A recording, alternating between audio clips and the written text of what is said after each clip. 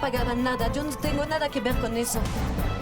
México se indignó cuando un fallo de la Suprema Corte de Justicia otorgó el auto de libertad a la presunta secuestradora Florence Cassés.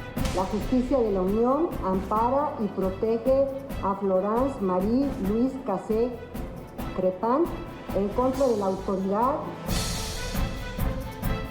El fallo de los ministros del máximo tribunal se fundamentó en las reiteradas violaciones a sus garantías constitucionales, conocidas como debido proceso. Hoy, ante ese y otros casos, flota la pregunta: ¿el hipergarantismo del que se acusa al sistema penal lleva a la impunidad? Porque hay garantías que tenemos todos los ciudadanos frente a la Constitución, garantías en los procesos penales. Eso vamos a platicar esta noche aquí con la doctora Cristal Obregón, doctora en Derecho, maestra en Juicios Orales por Southwestern University School of Law. Pedro Hernández Gaona es doctor en Derecho Constitucional, maestro en Historia de América Latina en la Universidad de Cambridge. Para que luego de que usted lo vea, juzgue usted. Doctora Diana Cristal Obregón, bienvenida. Muchas gracias. Gracias por aceptar nuestra invitación. Encantada, gracias por invitarme. Al contrario. Doctor Pedro Hernández Gaona, qué bueno que aceptó nuestra invitación. Muchas gracias. Gracias, Francisco, por la invitación. Muchas gracias. Gracias. Doctora, hablamos de garantías penales dentro de la Constitución General de la República. ¿Cuáles son estas garantías que tenemos en caso de enfrentar un juicio penal? En el Código Nacional, retomando lo que estrictamente dice la Constitución y tratados internacionales, se retoman inclusive expresamente mencionados, por ejemplo, como una garantía de audiencia, garantía de legalidad, pero quiero aclararte que de manera exitosa, por primera vez en el país, desde 1916 y gracias a la reforma constitucional de 2008, se logra incursionar e incluir en nuestra Carta Magna derechos fundamentales y que se retoman de manera muy adecuada en nuestro Código Nacional de Procedimientos Penales, que podemos llamar también garantías procesales. Y podemos retomarlas de una etapa de investigación, una etapa intermedia y en la misma etapa de juicio oral. Y por supuesto que también se hacen valer, se tienen que respetar, se tienen que incluir, por supuesto, de una manera fundamental, inclusive en los medios de impugnación. Claro. Tenemos la impresión, doctor Hernández Gaona, de que el nuevo sistema de justicia penal es hipergarantista, que hay demasiadas garantías para quienes son presuntos delincuentes. Así es, a mí me parece que, bueno, una de las supergarantías que en este momento acaba de salir, por ejemplo, es el artículo 5º transitorio del Código Nacional de Procedimientos Penales, que permite a aquellas personas que estaban siendo procesadas en el antiguo sistema tradicional procesal al nuevo, o sea, pues se puede migrar. Y con este artículo 5º transitorio, en este momento las personas que estaban acusadas por un delito grave, en este momento, si no están dentro de los delitos de prisión preventiva oficiosa, indiscutiblemente pueden salir.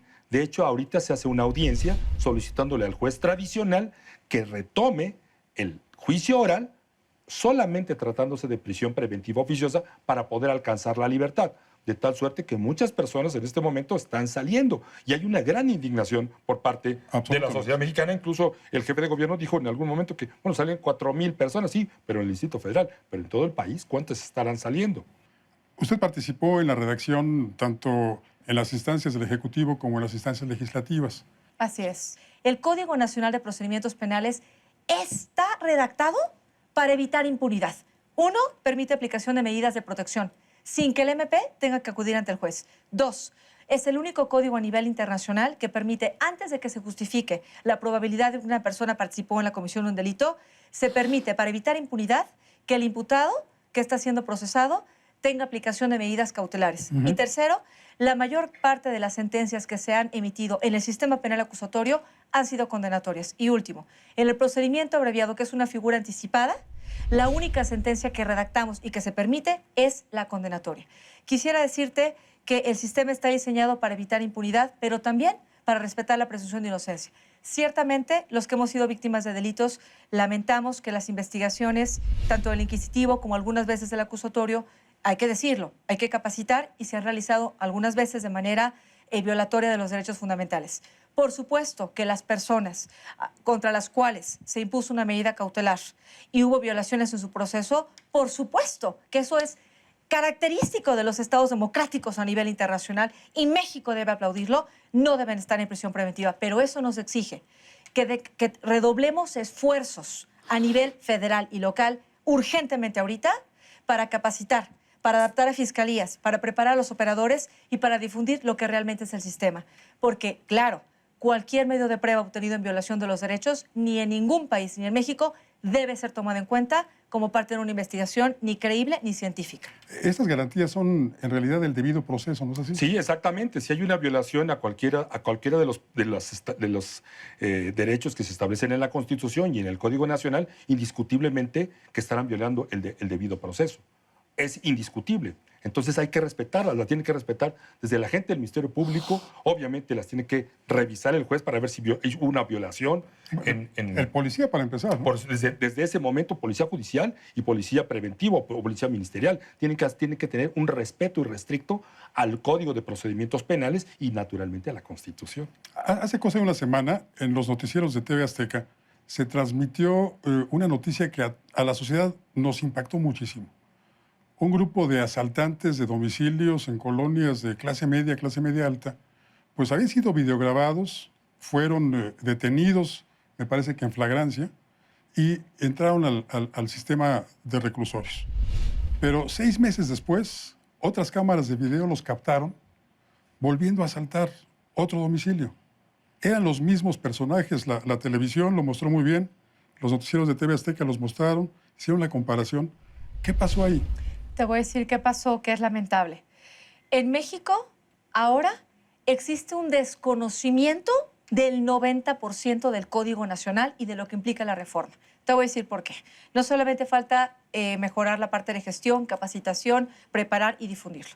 Tenemos estructuras en las cuales no se da la coordinación que se necesita para agilizar. Te voy a poner un ejemplo. ¿Qué pasa en un caso, por ejemplo, sin detenido? Una persona presenta una denuncia o una querella en caso sin detenido, pero el turno no está autorizado internamente para solicitar una orden de aprehensión. La mesa tampoco está autorizada para solicitarla, aun y cuando los ministerios públicos a nivel nacional de estas dos áreas se percatan de la necesidad y la urgencia de pedir esa orden de aprehensión. Sucede que es hasta la tercera unidad que está autorizada y pide información a la mesa, información, hechos del turno, para poder solicitar la orden de aprehensión. No es lo que te pide el Código Nacional, no es lo que te pide la Constitución. El artículo 16 de la Constitución te dice que hay jueces de control que resuelven por cualquier medio electrónico, audiencia privada. Sin embargo, nos estamos atorando a nivel nacional con estructuras obsoletas, por lo que urge una fiscalía que permita desde el mismo turno que presentas una denuncia y que se dé cuenta la persona a través del Ministerio Público que reciben estos hechos y entonces inmediatamente pueden solicitar la orden de aprehensión.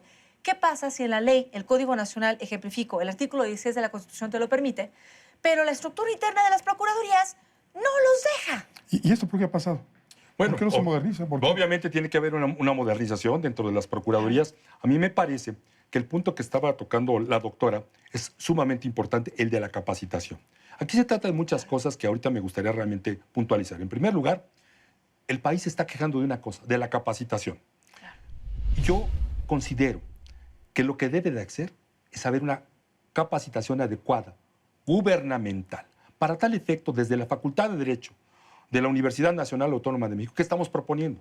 Que exista un instituto nacional que pueda coordinar toda la capacitación del país, toda la capacitación que se le da a agentes del Ministerio Público, a policías preventivos, judiciales, a jueces, a defensores particulares, a defensores de oficio, porque en este momento, mi querido Paco, quiero comentarte una cosa. No existe en el país un centro de capacitación que unifique criterios, porque es también de unificar criterios. Tuvieron 8 años para hacerlo. Exactamente, y se desperdició todo el tiempo, porque en este momento nos dicen... Y hubo presupuestos, hubo mucho dinero. Y fíjate que desafortunadamente, si tú sales al foro jurídico, te vas a encontrar con una verdadera caos jurídico.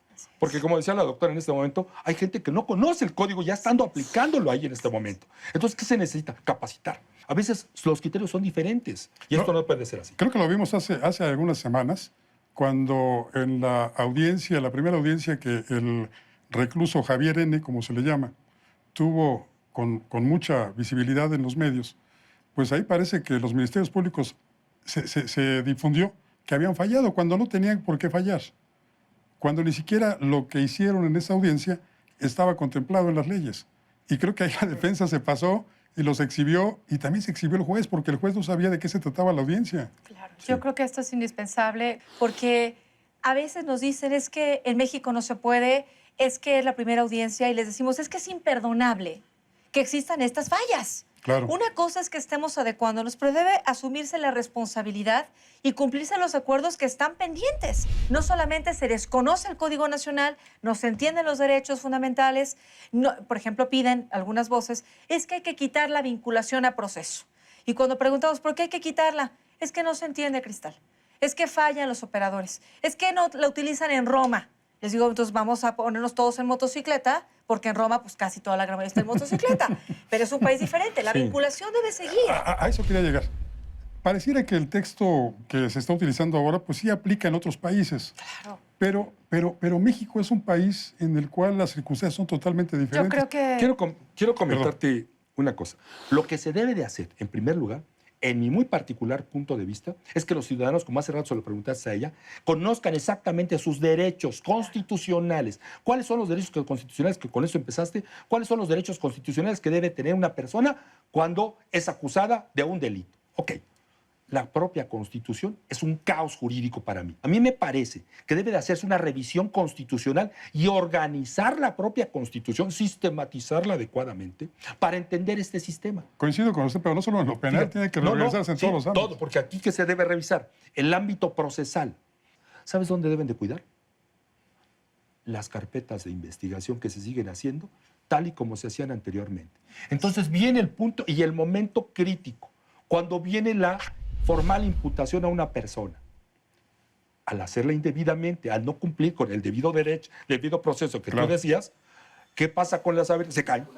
Claro. Por eso lo de este señor N, que señalaba hace un momento, ¿qué pasó? Se estaba cayendo. Así es. ¿Por qué? Pues porque la armaron en el oscurito. Y deben de filmar ahí, deben de filmar. La investigación. En la investigación inicial la deben de firmar con los agentes del Ministerio Público. De nada sirve que estén ahorita los jueces aquí en una audiencia cuando ya llegas con algo viciado, que es lo que no se ha corregido y que, como decía la doctora ahorita hace un momento, lo que debe de corregirse son en las procuradurías. Las procuradurías, los que obviamente inician. Lo más difícil no es resolver una sentencia, lo más difícil es crear los elementos que se van a integrar, ¿sabes en dónde? En la carpeta de investigación, cuando tienes que formular imputación. Doctora, muchísimas gracias. Muchas gracias. Ha sido Encantada. un verdadero placer. Muchas Qué lindo. gracias. Gracias. Mi querido Francisco, Doctor, un honor haber estado contigo. al Muchas contrario, gracias por la invitación. Gracias por venir aquí. Gracias. Gracias. El debate continúa. Hay quienes señalan que la Constitución da garantías a todos los ciudadanos en un proceso penal. Y hay otros que en el nuevo sistema de justicia penal pues señalan que es hipergarantista. Ya escuchó usted a los expertos. Así que ahora, juzgue usted. Soy Francisco Rodríguez, le agradezco su atención. Lo invito a que nos reencontremos aquí la próxima semana. Mientras tanto, le deseo como siempre que haya buenas gracias y muchas, muchas noches.